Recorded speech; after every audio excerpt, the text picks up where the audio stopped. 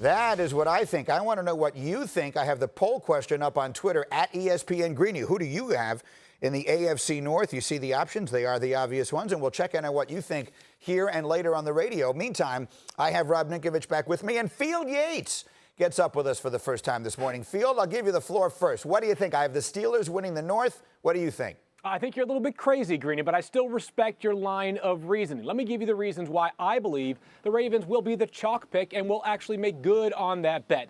And it starts with what we saw last year. I understand people are going to be stuck on the fact that they lost by 16 points in the playoffs against the Titans. But a much larger sample size of the 12-game winning streak they had to conclude last season, which included 8 wins by at least 14 points. And yes, they beat up on some bad competition. But they also, in a span of 4 weeks, played Tom Brady, Russell Wilson, and Deshaun Watson. The closest margin of victory was 14 points. They handled their business against elite teams last year. And you mentioned in your speech right there, or I guess in your little short clip, that Lamar Jackson should be better this year. I also have one more player I'm really keeping an eye on. That is Hollywood Brown, their second-year wide receiver out of Oklahoma. He bulked up by 23 pounds this offseason, was red hot last year before a foot injury. I think this offense is going to be incredibly explosive, and the defensive line might be the nastiest in all of football. All right, so I'm not surprised that I'm so far alone on this Pittsburgh island. Ninkovich, what do you think?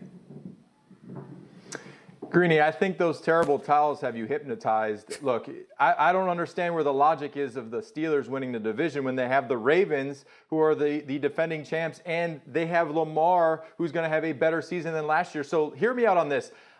We all know about the physical side of football. It's so physical, but now the mental side and Ben Roethlisberger. Let me talk about how hard it is to mentally overcome an injury where the last time he was on the field, Big Ben hurt his elbow. He's gone through a whole year of rehab. He doesn't have a preseason game to warm up. He's going to be on the field again. The next time he's back on the field live, he's going to be a little bit nervous. He's going to have to deal with the mental side of football. And look, I've been there. I tore my ACL. I can remember when I was back on the field, the next time after that, I literally was crying because I didn't want to hurt myself again. So Big Ben, if it takes him a few games, 4 games, 5 games, I don't know.